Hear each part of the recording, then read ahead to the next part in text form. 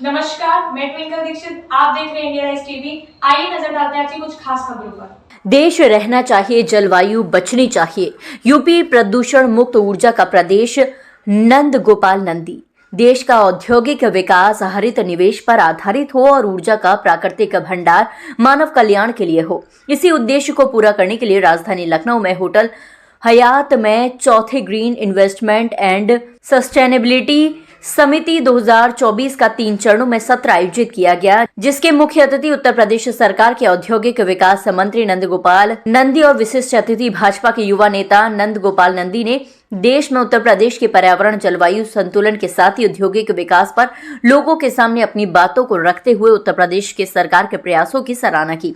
कार्यक्रम में अपनी बातों को प्रमुखता से रखते हुए नंद गोपाल नंदी मंत्री औद्योगिक विकास उत्तर प्रदेश सरकार ने कहा कि उत्तर प्रदेश की योगी सरकार प्रधानमंत्री नरेंद्र मोदी के नेतृत्व में लोगों का विकास, पर्यावरण संरक्षण के साथ ही सुरक्षा और ऊर्जा के संसाधनों का सुनियोजित उपयोग कर रही है, जहां पर हरित ऊर्जा, सौर ऊर्जा, हाइड्रो पावर, बायो प्लास्टिक का बेहतर तकनीकी के साथ विकास कर रही है। पर्यावरण और समाज के प्रति संगठन की इस चिंता को प्रदेश की राजधानी लखनऊ में ये चिंतन बैठक देश के विकास के लिए मील का पत्थर साबित होगी। उन्होंने एसोचैम और उद्योग जगत के लोगों का पर्यावरण के प्रति संवेदना का स्वागत करते हुए सभी का धन्यवाद दिया। विशिष्ट अतिथि युवा भाजपा नेता नीरज सिंह ने इस मौके पर बोलते हुए भाजपा के युवा नेता नीरज सिंह ने कहा, प्रधानमंत्री मोदी के प्रयासों के कारण पूरे देश में ग्रीन एनर्जी और सौर ऊर्जा के क्षेत्र में अभूतपूर्व विकास हो रहा है। इससे न सिर्फ पर्यावरण संतुलन की तरफ ध्यान दिया जा रहा है, बल्कि नए अनुसंधानों के कारण प्रकृति की दशा तो सुधर ही रही है, साथ ही रोजगार के नए अवसर प्राप्त हो रहे हैं। नीरज ने कहा कि हमें इस बात की खुशी है कि उत्तर प्रदेश की योगी सरकार ने पर्यावरण के संतुलन को स्थापित करते हुए ग्रीन एनर्जी और सोलर एनर्जी पर करोड़ों रुपए की योजनाओं पर निवेश किया है। जलवायु परिवर्तन के समाधान में उत्तर प्रदेश सरकार देश में नंबर 1 है। योगी सरकार का लक्ष्य है 2028 तक 1 मिलियन जीडीपी प्राप्त करना। सोलर एनर्जी पर निर्भर है। नीरज ने एसोचैम के प्रयास के लिए धन्यवाद दिया। इस समिट में एसोचैम के चेयरपर्सन विनोद पांडे ने कहा कि उत्तर प्रदेश बड़ी जनसंख्या वाला देश है, जो कि न सिर्फ देश के लिए बल्कि विश्व के लिए एक बड़ा उदाहरण बनकर सामने आ रहा है। उन्होंने कहा कि आज हम यहाँ पर भी रचनात्मक चर्चा के लिए उपस्थित हुए हैं। उससे सबसे बड़ा सहयोग उत्तर प्रदेश सरकार की ऊर्जा के सदुपयोग को लेकर बनाने वाली नीतियां हैं। विनोद पांडे ने कहा कि ऊर्जा के क्षेत्र में उत्तर प्रदेश सरकार की आज बड़ी भूमिका है, जिसके कारण न सिर्फ पर्यावरण का संरक्षण हो रहा है, बल्कि लोगों को ऊर्जा के क्षेत्र में रोजगार के सुअवसर प्राप्त हो रहे हैं। एसोचैम के अध्यक्ष सचिदानंद नाथ ने कहा कि हमें इस बात पर जोर देना होगा कि कैसे हम ऊर्जा का बेहतर इस्तेमाल करते हुए इसे लोगों के लिए सुलभ और प्रस्तावना है। उन्होंने कहा कि बदलते हुए दौर में इलेक्ट्रॉनिक व्हीकल को इस्तेमाल करने में लोगों को काफी बचत हो रही है और आज बदलते हुए भारत की आवश्यकता बचत पर है, जिसमें कि ऊर्जा का बेहतर सदुपयोग किया जा रहा है। हमें ऊर्जा की उपयोग को बेहद सस्ता बनाना होगा, इस बात पर जोर देना है। उन्होंने कहा कि एसोचैम हमेशा जनहित के बारे में सोचता है और पर्यावरण की चिंता करता है।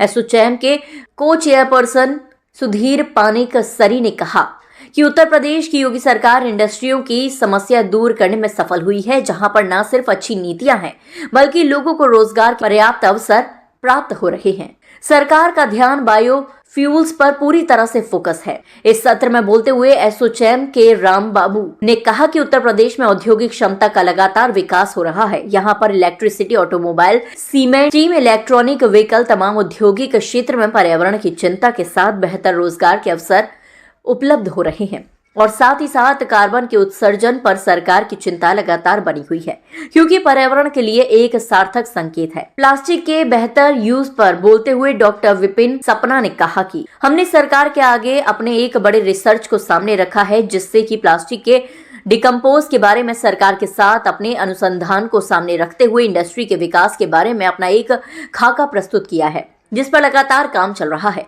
पर्यावरण की चिंता के साथ उत्तर प्रदेश में औद्योगिक विकास के बारे में एसोचैम के लोगों के साथ इस सत्र में तमाम गणमान्य लोगों ने हिस्सा लेते हुए कार्यक्रम की सार्थकता की सराहना की। कार्यक्रम के प्रथम सत्र के समापन के मौके पर एसोचैम के को चेयरपर्सन ने औद्योगिक विकास मंत्री नंद गोपाल नंदी के साथ भाजपा नेता नीरज सिंह और सरकार के समन्वय के लिए धन्यवाद ज्ञापित किया। लखनऊ से हिमा पांडे की रिपोर्ट। भारत के सबसे पुराने चैम्बर एसोचैम द्वारा आयोजित इस green sustainability and investment summit पर मेरा आना हुआ जलवायु परिवर्तन को लेकर और किस प्रकार से आर्थिक प्रगति भी उसी के माध्यम से हम बनाकर रखते हैं, उस पर एक गहन विचार विमर्श इस बैठक में हुआ है। आज हमारे इंडस्ट्रियल मिनिस्टर उत्तर प्रदेश सरकार नंद गोपाल नंदी जी ने भी किस प्रकार से प्रदेश सरकार भारत ही नहीं पूरे उत्तर प्रदेश की विकास की प्रगति की इस यात्रा में साथ ही साथ इस जलवायु के सामंजस्य को बनाकर कैसे हम तेजी से आगे बढ़ रहे हैं, कितनी कार्बन उत्सर्जन को लेकर हम कितने गंभीरता से विचार कर रहे हैं और साथ ही साथ ग्रीन और इन्वेस्टमेंट के क्षेत्र में भी हमारी सरकार ने जो मुहिम की है, जो भी प्रकल्प किए हैं, उस पर उन्होंने अपने विचार व्यक्त किए। मुझे लगता है कि इस बहुत ही संवेदनशील मुद्दों पर हम सबको भी व्यक्तिगत रूप से सोचने की आवश्यकता है। ग्रीन इन्वेस्टमेंट एक एग्री बिजनेस का एक मेन फोकस रहा है। जी। तो क्या आप युवाओं को क्या संदेश देना चाहेंगे? मैं युवाओं को यही कहूंगा कि वह भी इस विषय पर इमेजिन करें, वह भी इस विषय पर जो है इन्वेस्ट करें और साथ ही साथ एंटरप्रेन्योरशिप के क्षेत्र में जब भी वह काम करें तो इस विषय पर जरूर वो ध्यान में रखकर कार्य करें। और मुझे लगता है कि युवा जब इस विषय पर सोचेगा तभी एक समग्र रूप से जागरूकता आएगी। एनर्जी, रिन्यूएबल एनर्जी और सस्टेनेबल का जो ये कार्यक्रम आयोजित किया गया है, चौथा संकलन, मैं एसोचैम के सभी पदाधिकारियों को बधाई देता हूँ, शुभकामनाएं देता हूँ। और इस तरह के कार्यक्रम से जो स्टेक होल्डर आते हैं, दुनिया भर की जो लीडिंग कंपनियां, उनके प्रतिनिधित्व आते हैं, प्रतिनिधि करने वाले लोग आते हैं। इस तरह के कार्यक्रम से जो चीजें निकल करके आती हैं, उस पर सरकार को बहुत फायदा मिलता है कि देश दुनिया में क्या चल रहा है और क्या हमें लाना चाहिए, क्या हमें करना चाहिए।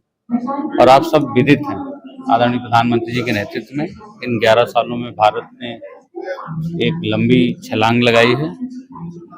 पूरी दुनिया आज भारत की ओर आशा भरी निगाहों से देखती है और 2017 के बाद का उत्तर प्रदेश 2017 से 2022 में उत्तम प्रदेश बना, सर्वोत्तम प्रदेश बनने की ओर अग्रसर है।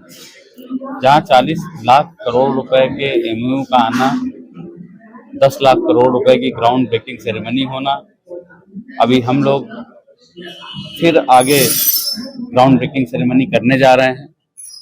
दुनिया का सबसे बड़ा सांस्कृतिक धरोहर के रूप में कुंभ मेले को पहचान, 2019 में 24 करोड़ लोगों का आना, इस बार लगभग 40-45 करोड़ लोगों के आने की उम्मीद।